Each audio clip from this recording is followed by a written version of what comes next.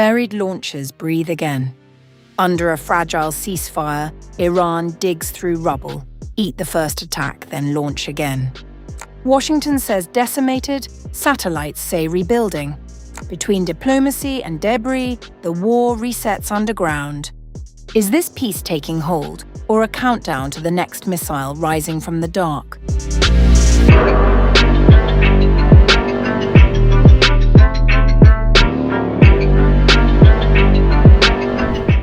New satellite imagery indicates that Iran is actively working to restore its underground missile infrastructure during the ongoing ceasefire with the United States and Israel. Images captured on April 10th show heavy machinery clearing debris from tunnel entrances at missile bases near Khomeini and Tabriz sites, previously targeted by US and Israeli strikes aimed at sealing launchers underground. Front-end loaders and dumper trucks were seen removing rubble, suggesting efforts to reopen access points that had been deliberately blocked to prevent missile deployment and reloading. Despite the scale of the campaign, US intelligence assessments indicate that roughly half of Iran's missile launchers may still remain intact. Earlier, the Pentagon said it had struck more than 11,000 targets in Iran within 5 weeks, while the Israel Defense Forces claimed up to 75% of launchers had been destroyed by early March. Senior US military officials have defended the campaign's impact. The US had dropped more than 13,000 munitions, striking missile and drone storage sites, naval assets, and the country's defense industry to ensure that Iran cannot reconstitute the ability to project power outside their borders. US Defense Secretary Pete Hegseth, during a Pentagon press briefing alongside Chairman of the Joint Chiefs of Staff General Dan Kane, had said, Iran's missile program was functionally destroyed, with launchers and missiles depleted and decimated and almost completely ineffective. He discussed Operation Epic Fury's success, including Iran's depleted missile capabilities after extensive US strikes. However, analysts warn the current lull in fighting may allow Iran to rebuild. The Iranians have shown a remarkable ability to innovate and reconstitute their forces quickly. They are a much more formidable opponent than most Middle East militaries other than the Israelis. Experts say Iran's underground missile cities were specifically designed to survive initial strikes and resume operations. A ceasefire requires you to accept that your adversary is going to reconstitute some of their military capacity that you just spent a bunch of time and effort and money destroying. The so-called missile cities were designed with this in mind, to absorb an initial wave of strikes, restore functionality, and resume operations. This aligns with the overall concept of operations for the missile city, which was you eat the first attack, dig yourself out, and then launch again. Meanwhile, Donald Trump signaled that diplomacy may be back on track, saying the war is nearing its end and hinting at renewed talks with Iran in Pakistan. As Iran clears its buried launch sites and the US weighs diplomatic options, the ceasefire appears less like an end to conflict and more like a strategic pause before the next phase.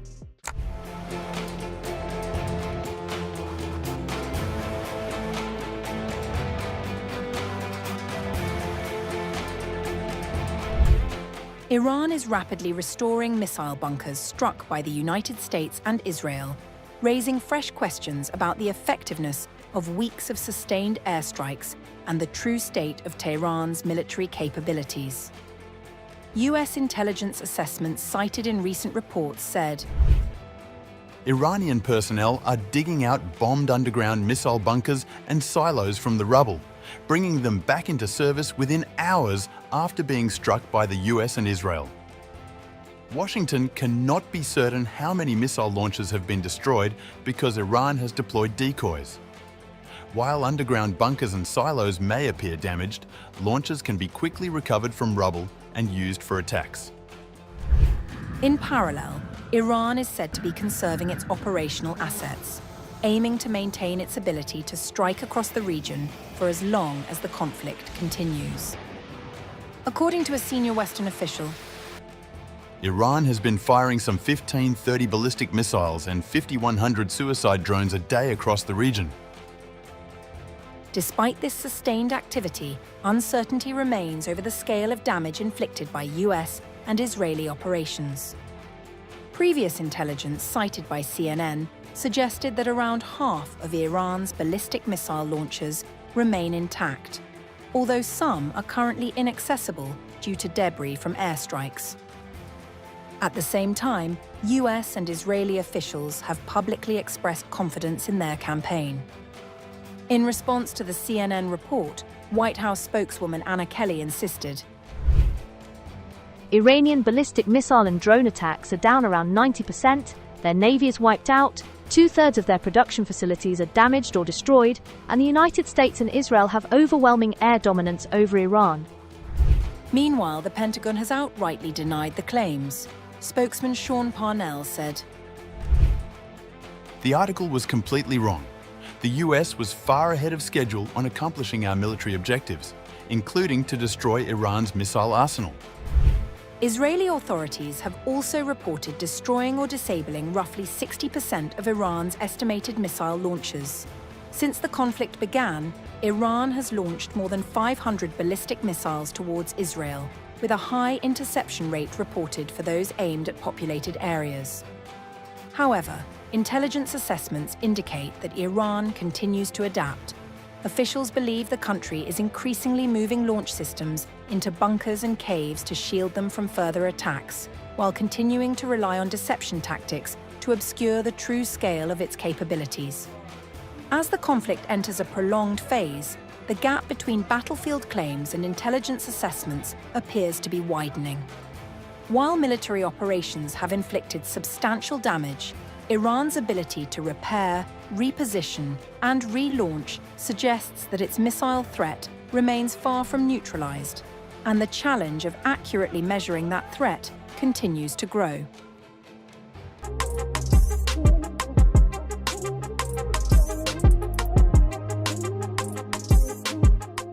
A series of Iranian strikes targeting key US military assets in the Middle East is raising fresh concerns about the vulnerability of America's missile defense network in the region. New satellite imagery has confirmed that a critical US radar system at Prince Sultan Air Base in Saudi Arabia was damaged in an Iranian attack on March 1st. The base, a major hub for US operations, has since faced repeated strikes involving drones and ballistic missiles. At the center of the damage is the AN-TPY-2 radar, a key component of the Terminal High Altitude Area Defense System. The radar plays a crucial role in detecting and tracking incoming missile threats at long range. Analysts say the attack points to a deliberate Iranian strategy. Satellite images show visible charring on the radar's antenna, with parts of the system appearing to be destroyed. The radar, mounted on mobile trailers, was positioned outside its protective shelter at the time of the strike. The US Missile Defense Agency has previously estimated that replacing a single NTPY-2 antenna could cost up to $136 million, underlining the strategic and financial impact of the damage. The US Army confirmed that Sergeant Benjamin N. Pennington, assigned to its Space and Missile Defense Command, was killed in the strike. But the attacks did not stop there. On March 27th, another Iranian strike hit the same base, destroying a US E-3 Sentry airborne early warning aircraft. Satellite imagery shows the aircraft's fuselage heavily damaged, with its signature radar dome blown off and lying on the ground nearby. Several other high-value assets were also exposed. 2 additional E-3 aircraft were seen parked in the open, raising questions about force protection measures at the base.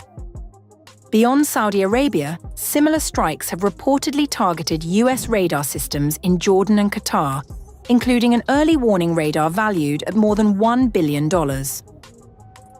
Recent reports also indicate that 2 EC-113H Compass Call electronic warfare aircraft were damaged in subsequent attacks, potentially affecting a significant portion of the US fleet of these specialized platforms.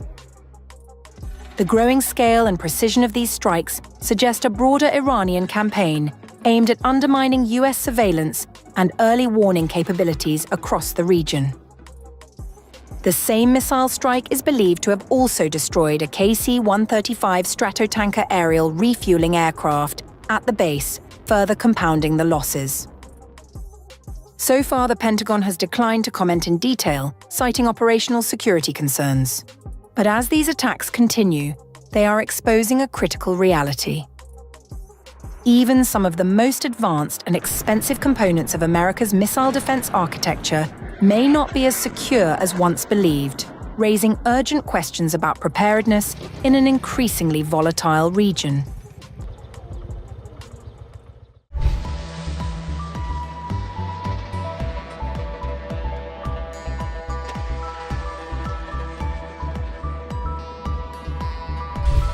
Iran has claimed to have fired 4 Quadr-380 cruise missiles at the USS Abraham Lincoln aircraft carrier strike group operating in the northern Indian Ocean, as part of Wave 91 of Operation True Promise 4.